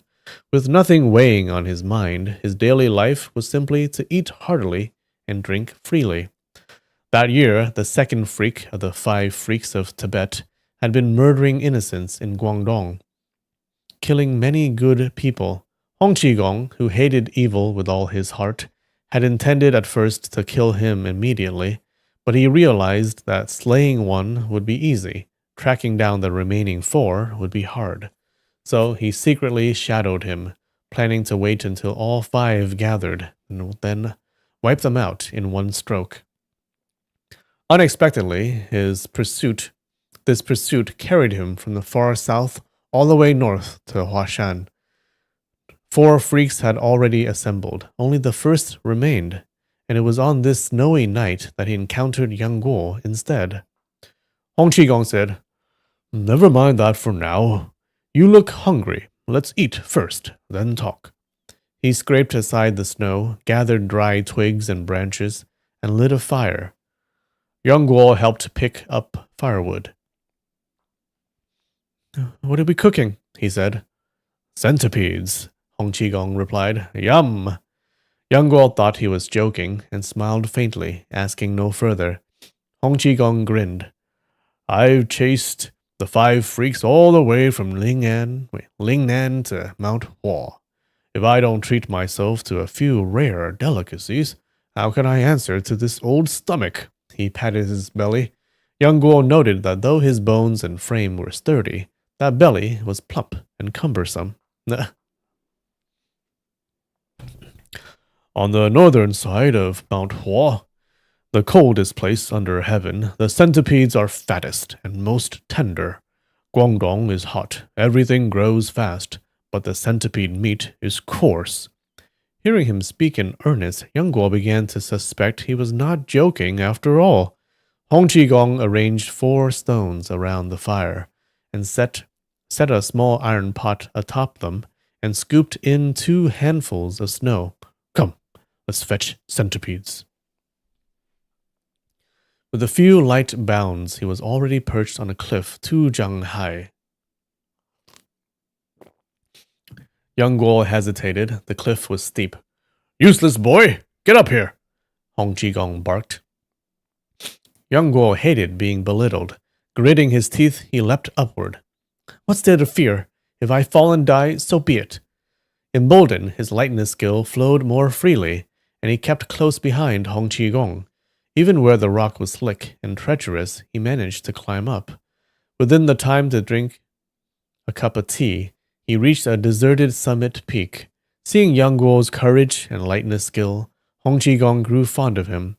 With all his vast experience, he still could not determine the youth's martial lineage. He wished to ask, but thoughts of delicious food tugged at him more. He strode to a large slab of rock, dug up soil with both hands, and tossed it aside, until a dead rooster appeared beneath. Yang Guo was startled. A rooster? How? The senior must have buried it. Hong Qigong smiled slightly and lifted the rooster. Under the reflected glow of snow, Yang Guo saw clearly that the bird's body was covered with 100 or more large centipedes. 100? Large centipedes? How big is that bird? Each 7 or 8 inches long, striped red and black, squirming with vivid patterns. Though he had grown up on the Jianghu and feared few poisons, the sight still sent a chill through him. Hong Qigong said proudly, Centipedes and chickens restrain each other. I buried this rooster here yesterday, and sure enough, all the surrounding centipedes have gathered to feast. He bundled the rooster and centipedes together in a cloth, delighted, and slid back down the peak. Yang Guo followed, uneasy. Are we really going to eat centipedes? Judging by his expression, he's not trying to scare me. By now, the snow in the pot had boiled. Hong Qigong opened the bundle and tossed in the centipedes one by one. They writhed briefly and died. When centipedes die, they expel all their poison and urine. The snow water is now lethally toxic. Yang Guo poured the poison water into a deep ravine. Hong Qigong then took a small knife, chopped off the centipedes' heads and tails, and with a light squeeze peeled off the shells, revealing translucent white flesh like large shrimp, surprisingly appealing. 100 bells for the centipedes? I don't know about that. Maybe just 1 for all of them.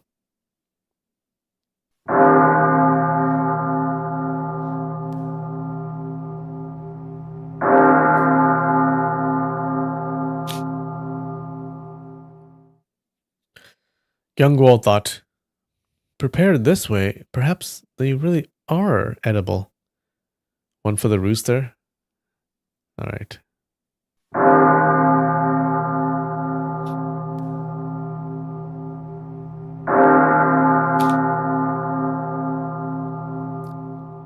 Hong Qigong boiled 2 more pots of snow water, rinsed the centipede meat until every trace of poison was gone, then took out 7 or 8 iron boxes filled with oil, salt, sauces, and vinegar. He heated the oil in the pot and tossed in the centipede meat, At once a fragrant aroma wafted forth.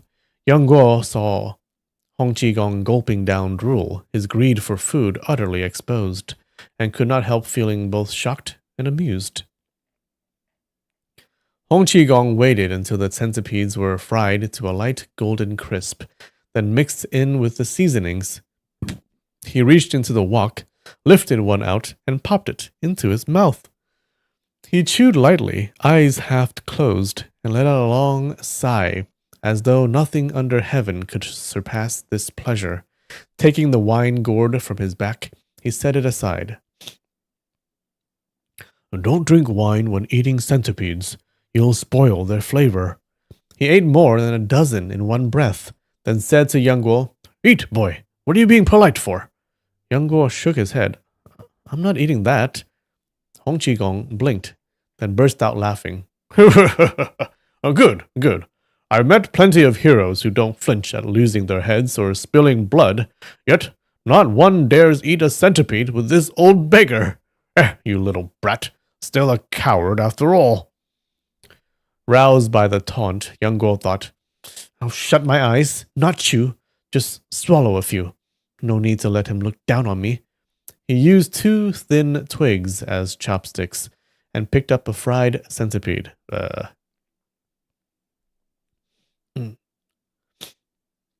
Hong Qigong had already guessed his intention. Shut your eyes, swallow a dozen whole without chewing. Now that's shameless bluster, not heroism. Yang Guo said, Eating poison counts as heroism? Plenty boast of being heroes without shame, but those who dare eat a centipede, there are only a few. Nothing is bigger than death, Yang Guo thought. He put the centipede into his mouth and bit down. The moment he chewed, a burst of crisp, fragrant sweetness filled his mouth, something he had never tasted in his life. He chewed a few more times, gulped it down, then reached for a second. Wonderful! Wonderful!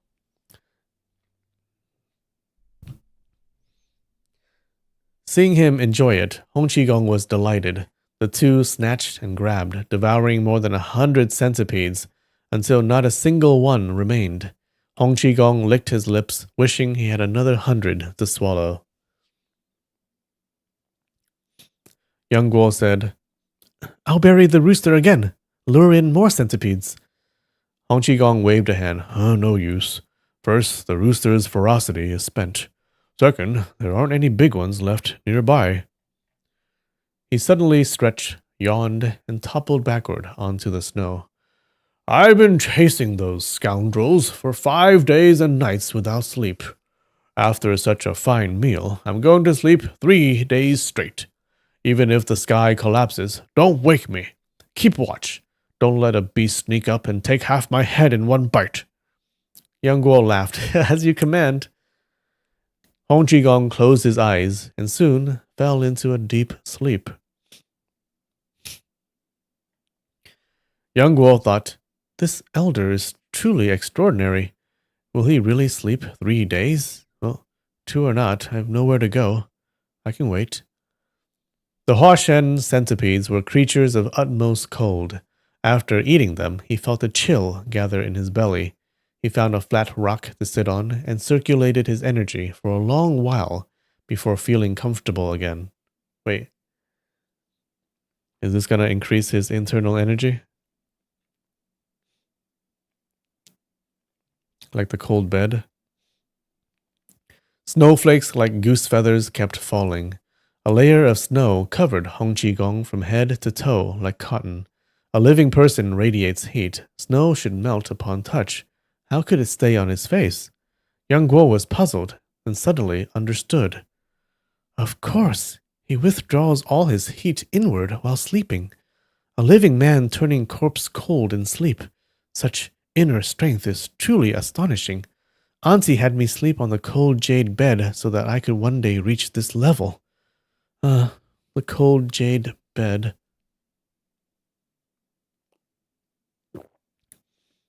Dawn was nearing.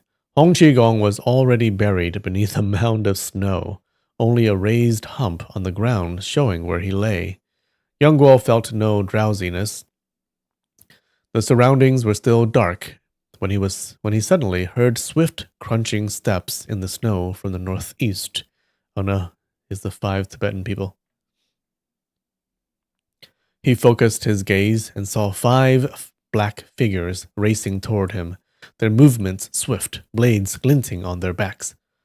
Most likely the 5 freaks of the Tibetan border he spoke of, young Guo thought, and quickly hid behind a large boulder. Before long, the 5 men reached the rock. One of them let out a startled, "Eh?" and shouted, "The old beggar's wine gourd!" Another stammered, "He's on Mount Hua?" The 5 exchanged alarmed looks and huddled together to whisper. Suddenly, they scattered and dashed down the slope. The mountain path was narrow. One of them took only a few steps before stepping on something soft beneath the snow. He cried out in shock.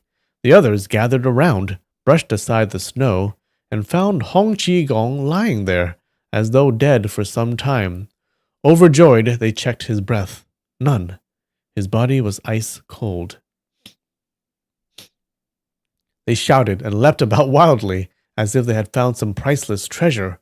One said, "The old beggar's been trailing us and made my life miserable. Turns out he died here." Another said, "But that old cur, Hong Qigong, his kung fu is unmatched. How could he just die?"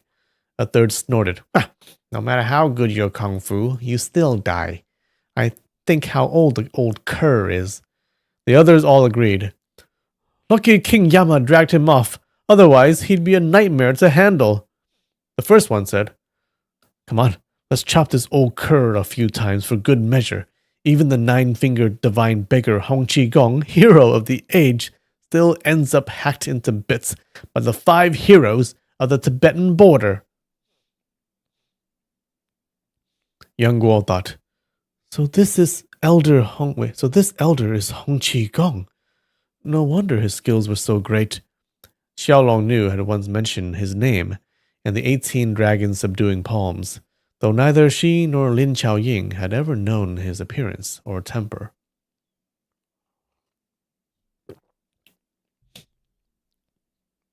Wait, Guo Jing never talked to him about the 18 dragons subduing palms and Hong Qigong?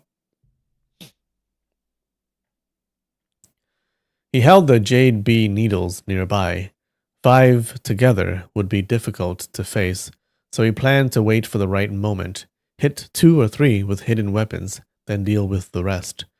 But when he heard they meant to chop Hong Qigong, he feared they would harm him before he could act. He shouted and leapt. He shouted and leaped out from behind the rock. With no real weapon at hand, he snatched up 2 branches and thrust rapidly at the 5. His 5 strikes were astonishingly swift. Had he not shouted first, catching their attention, 1 or 2 would surely have been hit. Even so, the 5 freaks staggered and scrambled to block and dodge. They turned to see only a ragged youth holding 2 dead twigs. Their fear evaporated. The eldest snarled, "Brat, you're a little beggar clan whelp, aren't you? Your old beggar ancestor has gone to the western paradise. Kneel and kowtow to your 5 grandpas." From their earlier dodges, young Guo had already gauged their abilities. All 5 used thick-backed sabers and shared the same lineage of martial arts, though their individual mastery differed. One-on-one, he was certain he could win. Against all 5 at once, he would lose. Well, Hong Rong was his teacher, and she didn't want to tell him anything. But he never told him about his teacher.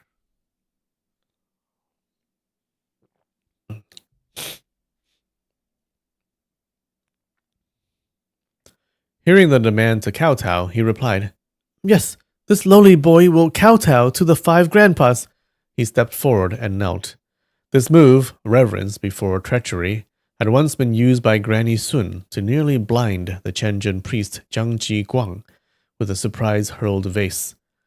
Young Guo followed his kneeling feint with a move pushing the window to gaze at the moon, sweeping both branches sideways. To his left stood the 5th freak, to his right the 3rd. Pushing the window to gaze at the moon was a vicious technique. Third freak, the more skilled, hurriedly raised his saber to block. Young Guo's branch struck the back of the blade, numbing his tiger's mouth so badly he nearly dropped his weapon. Fifth freak was hit squarely on the ankle. There was a crack. The bone didn't break, but the pain was enough to drop him to the ground. The remaining four raged and swung their sabers in a storm of blows. Young Guo dodged left and right. For a time, they could not touch him. After a while, the fifth freak rejoined the fight, hopping on one foot, furious to the point of madness, and attacking as though willing to die. Young Guo's lightness skill far surpassed theirs. If he wished to escape, it would not be hard. But he was worried about Hong Qigong. If he moved too far away, the five might kill him instantly. Yet he could not withstand their combined assault. Danger closed in on him from all sides. He bent down, lifted Hong Qigong onto his back, swept his branch to open a path, and sprinted forward with a burst of strength, covering more than 10 zhang in an instant. The five freaks of the Tibetan border chased after him. Young Guo felt the body in his arms icy cold, and panic rose in his chest. He sleeps deeply, yes, but no one could sleep without waking at all. Could he truly be dead? He called, "Elder! Elder!" Hong Qigong did not stir, no different from a corpse, save that his body was not stiff. Young Guo pressed a hand to his chest. The heartbeat seemed to faintly tremble, yet there was not the slightest breath. Hong Qigong is just testing his abilities, right? No? Or testing his heroism? His chivalry? Because he paused, the first freak caught up. But remembering Young Guo's skill, the man did not dare approach alone. He waited for a second and fourth, and by then Young Guo had already dashed another 10 or so zhang ahead. Seeing he was only climbing toward the summit along the soul path, the five freaks of the Tibetan border were in no hurry. Let him run. Where can he go but into the sky? The higher the path climbed, the more treacherous it became. Turning a bend, Young Guo saw that ahead, the trail narrowed to the width of a single person, with a sheer abyss beside it, swirling clouds hiding the depths below. Perfect, I'll hold them here. He rushed across, yet set Hong Qigong beside a large boulder, and turned back just as the first freak reached the mouth of the narrow way. Young Guo charged forward. "Ugly monster! Dare to come closer!" Terrified of being knocked off the cliff with one blow, the man jumped back immediately. Young Guo stood at the entrance. Dawn had just broken, the snow had ceased, and the world glittered with crystalline frost, the sunlight shining on the white peaks in unrivaled splendor. He slipped the human skin mask onto his face and shouted, "Who's the ugly one here, you or me?" The five freaks certainly were hideous, but their name referred more to their conduct than their faces. Yet, seeing Young Guo's hands sweep across his face and reveal a wax-yellow, expressionless visage, like a corpse crawling out of a tomb, they stared at one another in horrified silence. Young Guo retreated to the narrowest point of the path. He took the stance, Quay Star kicks the dipper. Left foot rooted, right leg raised high. In the dawn breeze, his body swayed lightly. In that instant, a heroic surge filled his chest. Let them come even with 10,000 troops. I alone will guard this pass. The five freaks muttered, "When did the beggar clan produce such a strange brat?" Seeing the perilous terrain, they dared not charge. They gathered and discussed. "We guard here. One goes down at a time for food. Within 2 days, he'll be starving and weak." Thus, 4 lined up at the entrance, while second freak went for provisions. So the 2 sides remained locked in stalemate. Young Guo unable to advance, the 4 not daring to attack. By the next morning, second freak returned with food. The five chewed loudly, their jaws smacking. Young Guo's stomach burned with hunger. He looked back at Hong Qigong, still in exactly the same position as the day before. If he were merely sleeping, he'd turn at least once. Motionless like this, he must be dead. If I wait another day, I'd be too weak to fight. Better to rush through now and escape while I can. Yeah, as a test. He slowly stood up, but then thought, he said he would sleep 3 days and told me to guard him. I agreed. How can I abandon him? He forced down his hunger and closed his eyes to rest. On the third morning, Hong Qigong still lay exactly as before. Young Guo grew more doubtful by the moment. He must be dead, and I'm sitting here guarding a corpse like a fool. Another half day without food, and I won't need these 5 freaks. I'll starve myself. He scooped several handfuls of snow and swallowed them.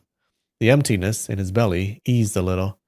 I failed my parents, wronged Auntie, have no siblings, no friends, no right to speak of righteousness. But this word trust, that at least I must uphold. He remembered. Auntie Guo once told me the story of Wei Sheng. He kept a promise to meet a girl under a bridge. She never came, a flood rose, and he clung to the pillar and died, rather than break his word. His name lives 100 generations. I, Young Guo, despised by all, if I cannot even keep this promise, I would be beneath contempt. Even if it means death, I will stand guard for the full 3 days. Oh, Auntie Guo's lessons actually is useful for once.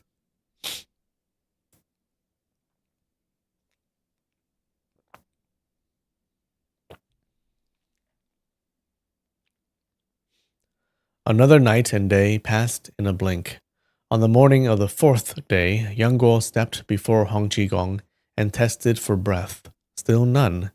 He sighed, bowed, and said, Senior Hong, I have fulfilled the 3-day promise. It grieves me that you have passed away. I lack the strength to guard your body further. I can only cast you into the valley to spare you from defilement by villains.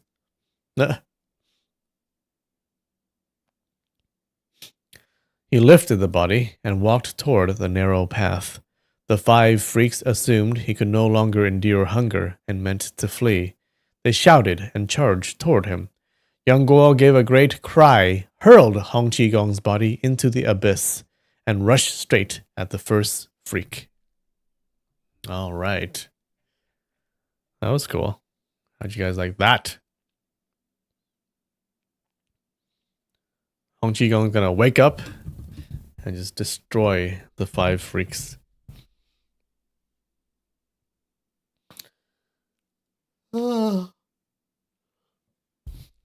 Glad to see Qigong again. Yeah, he's still likable. Right before your favorite part? All right. Next chapter should be good then. Fried centipede sounds good. Yeah, does it? Yeah, you should try it. Try exactly as the book says. Okay. I like this duo. Young Guo and Hong Qigong. Being buddies.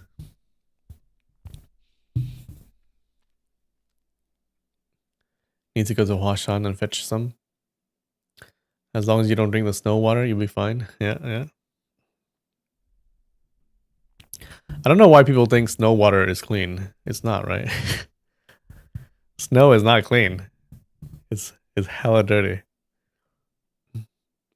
But in all the movies and books and stuff, they act as if snow is just pure water. You can just drink it. All right, guys. Well, I'm excited. Next chapter should be good. All right, guys. Thanks for joining. I love you. Happy New Year. Year of the Horse. All right, I'll see you next time. All right, bye.